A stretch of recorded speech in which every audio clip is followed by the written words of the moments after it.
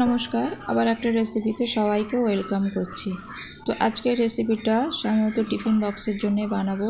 এই পিঠাটা যদি টিফিন বক্সে একবার বানিয়ে দেন তো টিফিন বক্স পুরোপুরি খালি করে বাচ্চারা বাড়ি আসবে।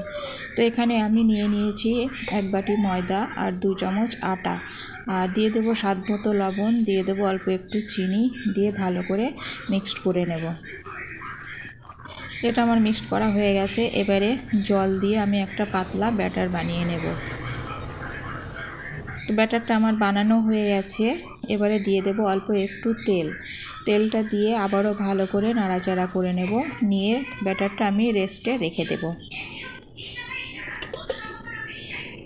এবার একটা পুর বানিয়ে নেব।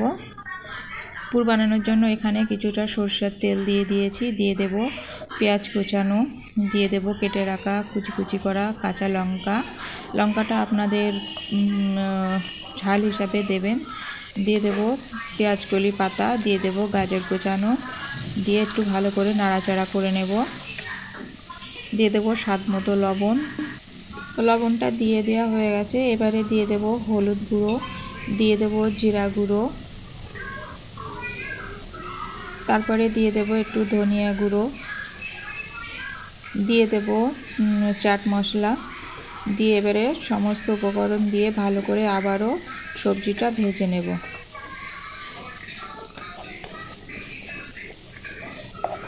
তারপরে এখানে আমি দিয়ে দেব ডিম। আগে থেকে 2টো ডিম আমি ভেঙে রেখেছিলাম, সেই ডিমটা আমি এবারে দিয়ে দেব। দিয়ে আবারও ভালো করে নাড়াচাড়া করে আমি একটু ভাজা করে নেব।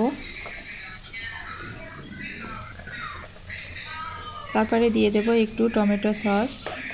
আপনারা এখানে টমেটো কুচিটাও দিতে পারেন, দিলে কি হবে পুরটা খেতে ভালো লাগবে। তো পুরটা আমার রেডি হয়ে গেছে। এবারে আমি নামিয়ে নেব। ব্যাটারটা আমার রেস্টে রাখা হয়ে গেছে। এবার আবারও একটু ভালো করে আমি একটু নাড়িয়ে নেব চামচ দিয়ে। এবারে রুটিটা সেঁকতে চলে যাব। তো এখানে 1 চামচ ব্যাটার দিয়ে দিয়েছি আমি। দিয়ে একটু গোল করে ঘুরিয়ে দেব, নয়তো মাঝখানটা বেশি মোটা হয়ে যাবে। এবারে এপিট ওপিট করে ভালো করে আমি সেঁকে নেব।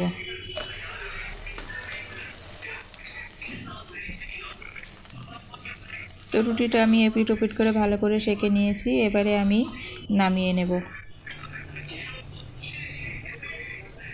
এবারে একটা রুটি নিয়ে নেব, নিয়ে যে পুরটা বানিয়ে রেখেছিলাম সেই পুরটা রুটির উপরে দিয়ে দেব।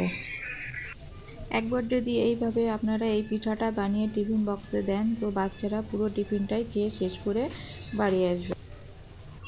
তো এবারে যেটা করব, একটু আটার পেস্ট বানিয়ে রেখেছিলাম, সেই আটার পেস্টটা পুরো রুটির চারি সাইডে দিয়ে আমি মুখটা মুড়িয়ে দেব, যাতে খুলে না যায়। তো আমার এটা রেডি হয়ে গেছে। তো একবার হলেও এইভাবে বাড়িতে রেসিপিটা ট্রাই করে দেখতে পারেন। তো ছোট বড় সকলেই খাবে, বাচ্চাদের টিফিনে দিলেও টিফিন বক্স খালি হবে। দেখুন বন্ধুরা কতটা সুন্দর হয়েছে, সহজ একটা রেসিপিটা বানাতে কোনো ঝামেলাই নেই।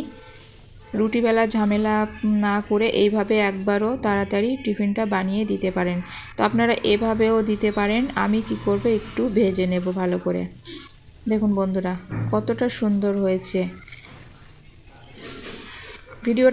আমার ভিডিওটা যদি একবারও আপনাদের ভালো লাগে কিংবা পছন্দ হয়, অবশ্যই চ্যানেলটাকে সাবস্ক্রাইব করে আমার পাশে থাকবেন আর ভিডিওতে একটা লাইক করে দেবেন। তো এখানে রেসিপি শেষ করছি, আবারও দেখা হবে নতুন কোনো রেসিপিতে। ততক্ষণ সবাই ভালো থাকবেন, সুস্থ থাকবেন। Tata, bye bye.